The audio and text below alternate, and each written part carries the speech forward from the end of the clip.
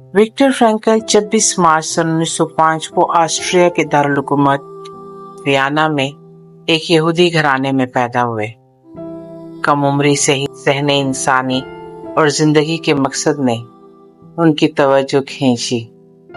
School के ज़माने में फ्रैंकल ने सिगमंड फ्राइड और आल्फ्रेड एडलर के खतूत लिखकर उनके नज़रियात पर मुकालमा किया।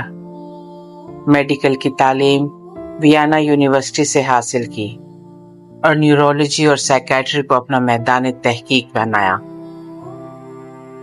सन 1930 की दिहाई में वो वियना जनरल अस्पताल के खुदकुशी वार्ड के इंचार्ज बने, जहां उन्होंने मायूस नौजवानों के इलाज के लिए जिंदगी का मकसद तलाश करो जैसा अमली तरीका अपनाया।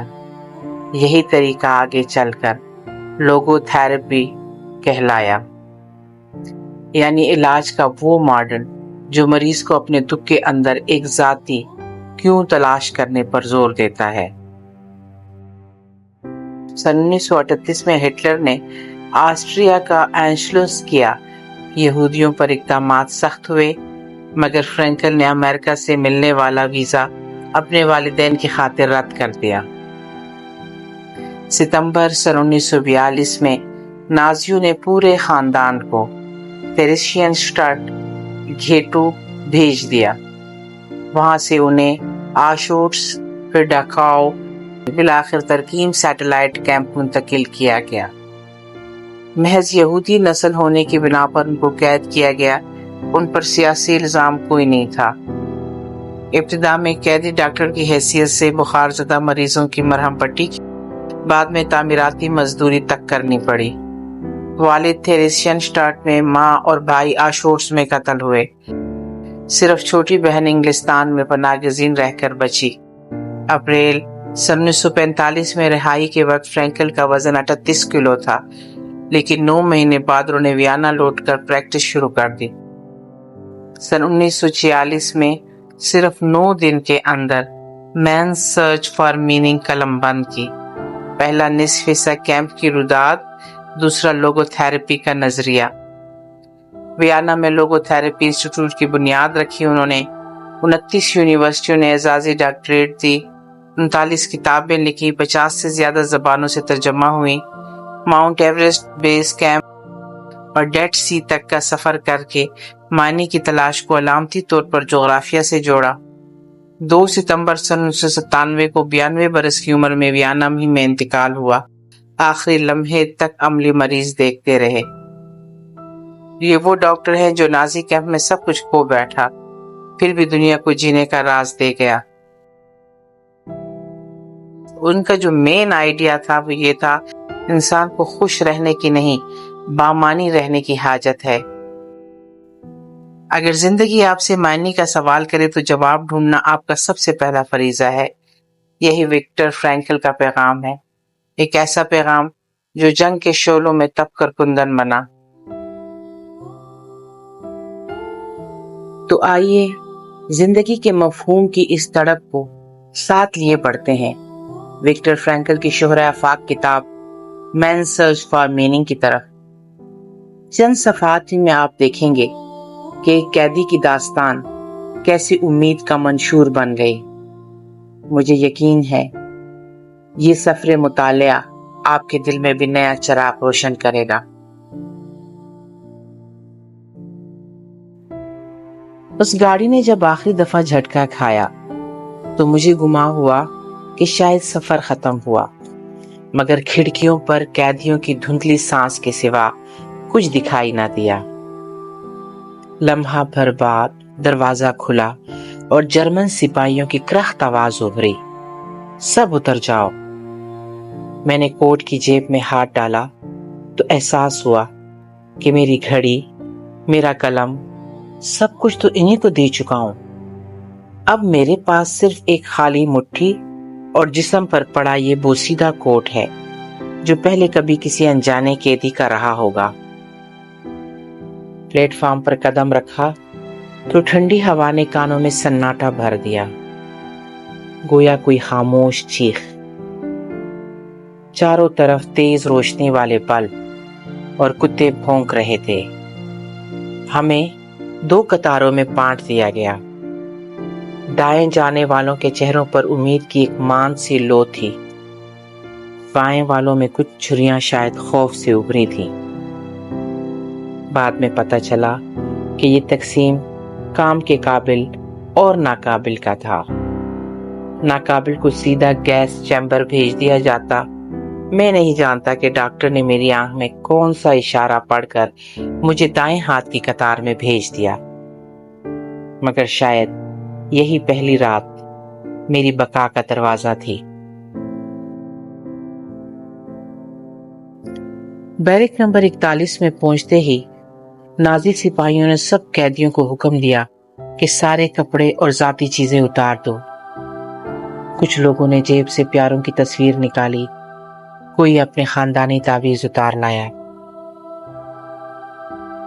اس لمحے محسوس ہوا کہ جیسے انسان اپنی یادیں بھی ساتھ ہی اتار رہا ہو، مگر اصل یادیں دل میں تھیں، اس لیے وہ نہیں چھین سکتی تھیں۔ پہلی رات قیدی لکڑی کی سخت بینچ اور تندور کی راکھ جیسے بستر پر سوئے۔ بھوک اور سردی نے ہڈیوں تک درد پہنچا دیا۔ ایک بوڑھے قیدی نے آہستہ سے کہا، صبح مسکرانا یاد رکھنا، آنسو دشمن کو طاقت دیتے ہیں، ہمیں نہیں۔ اس کی یہ ضد کہ امید کبھی نہیں چھوڑنی میرے دل میں گھر کر گئی۔ کیمپ کے ظالمانہ اصول زبانی پھیلتے تھے، کاغذ پر نہیں۔ فجر سے پہلے رول کال، سیدھی قطار نہ ہونے پر مار پڑنی، 2 منٹ میں پتلا سا سوپ نہ پیا تو راشن کٹ جاتا۔ مسلسل بھوک انسان کو حیوانی سطح تک لے کے آتی تھی۔ چھوٹی نیکیوں کی جھلک پھر بھی ملتی۔ کوئی پھٹی جیب میں لہسن کا ٹکڑا پا لیتا، کوئی خشک روٹی آدھی کر کے ساتھ والے کو دے دیتا۔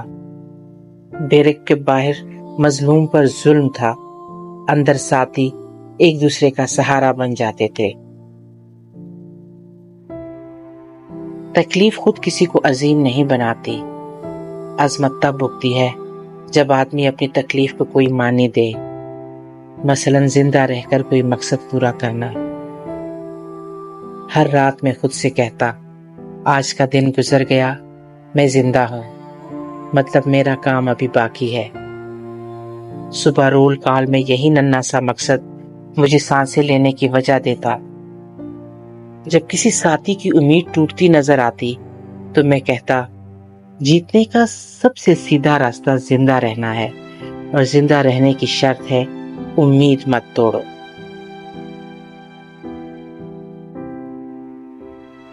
اس حصے میں فرینکل بتاتا ہے کہ کیمپ کی بے رحمی میں بھی چھوٹے ایکٹس آف کائنڈنس اور زندہ رہنے کا مقصد، یہ 2 چیزیں انسان کو ٹوٹنے نہیں دیتی۔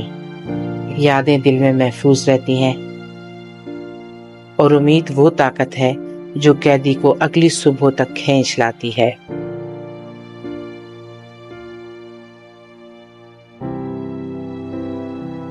جب جنگ ختم ہوئی اور میں ویانا کے کلینک میں دوبارہ سفید کوٹ پہنے بیٹھا تو میرے سامنے آنے والے بیشتر مریض قیدی نہ تھے، مگر وہی خالی پن ان کی آنکھوں میں تھا جو کیمپ میں پہلی رات میں نے دیکھا تھا۔ میں نے اپنے ہی زخموں سے سیکھا ہوا اصول ان پر آزمانا شروع کیا۔ آدمی صرف اس وقت ٹوٹتا ہے جب اسے اپنی تکلیف میں کوئی معنی دکھائی نہ دے۔ میرا پہلا سوال ہوتا، آپ کا ایسا کون سا خواب ہے جو ابھی تک دنیا نے سنانا باقی رکھا ہے؟ شروع میں مریض چونک جاتے، وہ علاج گاہ میں سکون یا دوائی مانگنے آتے تھے، خواب سنانے نہیں۔ مگر جو ہی وہ اپنی ادھوری خواہش، یاد یا ذمہ داری کا ذکر کرتے، ان کے نحیف کندھوں پر ایک اندیکھا سا تناؤ آ جاتا، جیسے کسی نے شمع میں نئی بتی رکھ دی ہو۔ میں نے اس طریقے کو لوگو تھراپی کا نام دیا، یعنی معنی کے ذریعے شفا۔ لوگو تھراپی کا پہلا ستون کہتا ہے کہ انسان کو ہر لمحہ زندگی سے کچھ نہ کچھ مانگنے کے بجائے یہ دیکھنا چاہیے کہ زندگی اسے کیا پکار رہی ہے۔ قیدی بارہا مجھ سے کہتے، ڈاکٹر ہم زندگی سے کچھ نہیں چاہتے، یہ زندہ ہی نہیں رہنے دیتی۔ میں جواب دیتا، یہ زندگی ہے جو اب آپ سے کہانی مانگ رہی ہے۔ اگر آپ نے یہ کہانی نہ سنائی تو یہ باب ادھورا رہ جائے گا۔ کیمپ میں نے یہی کیا، اپنی تحقیق کو ذہن میں بار بار لایا تاکہ دنیا کو دکھا سکوں کہ معنی ہی آخری آسرا ہے۔ مریضوں سے میں کہتا، مرض آپ کے فرائض میں رکاوٹ ہے، مگر فرائض ختم نہیں ہوئے۔ ایک ناول جس نے آپ کی انگلیوں کا انتظار کیا ہے، ایک بچہ جو آپ کی تربیت کا محتاج ہے، ایک دوست جو آپ کی معافی کی راہ تک رہا ہے، یہ سب اس تکلیف کو مقصد دیتے ہیں۔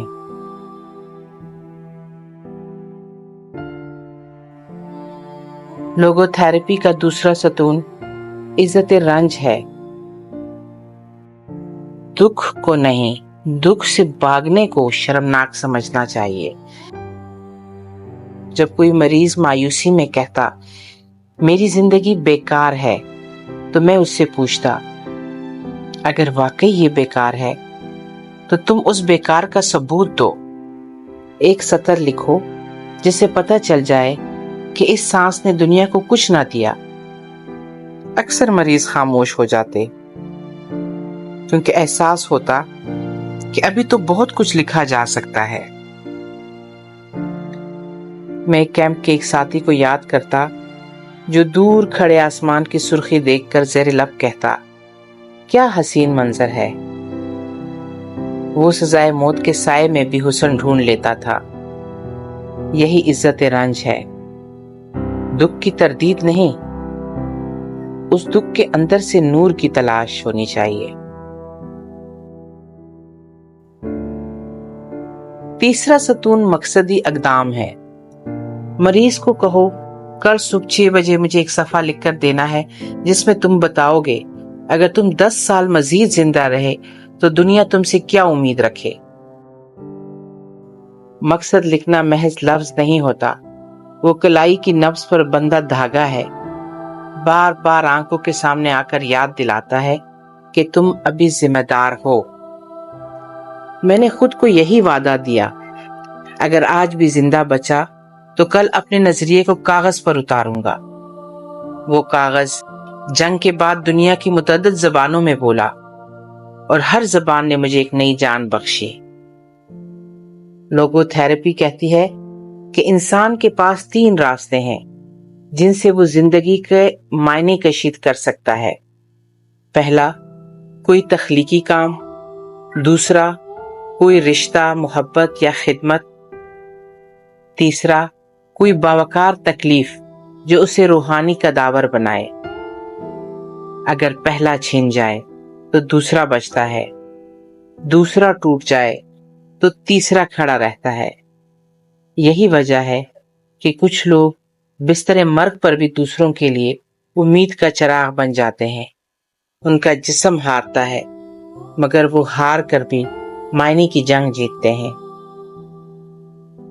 میں مریضوں کو یاد دلاتا ہوں اور آپ کو بھی یاد دلاتا ہوں کہ زندگی ہم سے خوش رہنے کا مطالبہ نہیں کرتی۔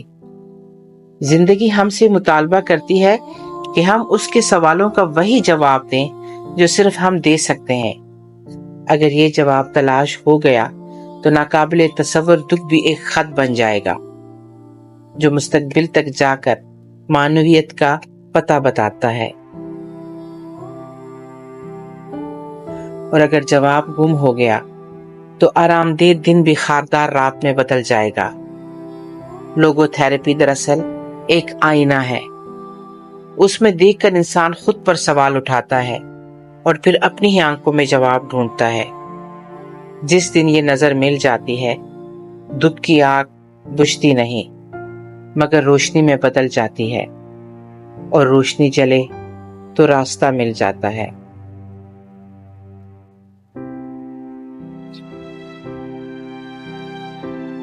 زندگی کا سب سے تلخ سچ یہ ہے کہ ہم چاہیں یا نہ چاہیں، دکھ، گناہ اور موت تینوں ہمارے راستے میں کھڑے رہیں گے۔ وکٹر فرینکل کتاب کے آخری حصے میں انہی تین سائے کو المناک امید کا نام دیتا ہے۔ وہ کہتا ہے کہ اصل انسان وہ نہیں جو دکھ سے بچ نکلا، بلکہ وہ ہے جو دکھ کے اندر روشنی کی کھڑکی تراش لے۔ اصل انسان وہ نہیں جو کبھی خطا سے نہ لڑا، بلکہ وہ ہے جو خطا کے اعتراف سے آگے نکلے۔ اور اصل انسان وہ نہیں جو موت سے ڈرے، بلکہ وہ ہے جو جانتا ہے کہ محدودیت ہی لمحے کو قیمتی بناتی ہے۔ فرینکل بتاتا ہے کہ خوشی اور غم ایک ہی سکے کے دو رخ ہیں۔ جیسے الٹرا وائلٹ شعاع دکھائی نہیں دیتی مگر موجود ہوتی ہے، اسی طرح غم کی تہ میں امید کی کرن بھی ساتھ ہی چمکتی ہے، بشرط یہ کہ تم اس کی طرف رخ کرو۔ ایک ماں اپنے معذور بیٹے کی دن رات خدمت کرتی تھی۔ کسی نے کہا تمہاری زندگی قربانیوں سے بھری ہے، کیا تم واقعی مسرور ہو؟ وہ مسکرائی اور بولی، میں نے زندگی کو خوشی نہیں، معنی کے پیمانے پر تولا ہے۔ یہ جملہ دکھاتا ہے کہ المناک صورت بھی امید کا پہلو رکھتی ہے اگر انسان معنی کا زاویہ اختیار کر لے۔ لیکن فرینکل خبردار کرتا ہے کہ محض زبانی تسلی خطرناک ہے۔ غم کو نام دینا، اسے ماننا، آنسو بہا کر کھلی ہوا میں چھوڑ دینا پہلا قدم ہے، اس کے بعد ہی امید زندہ رہتی ہے۔ ایک مریض جس نے اپنے جڑواں بچوں کو حادثے میں کھو دیا تھا، روز کلینک آ کر کہتا، زندگی کا کوئی مقصد نہیں بچا۔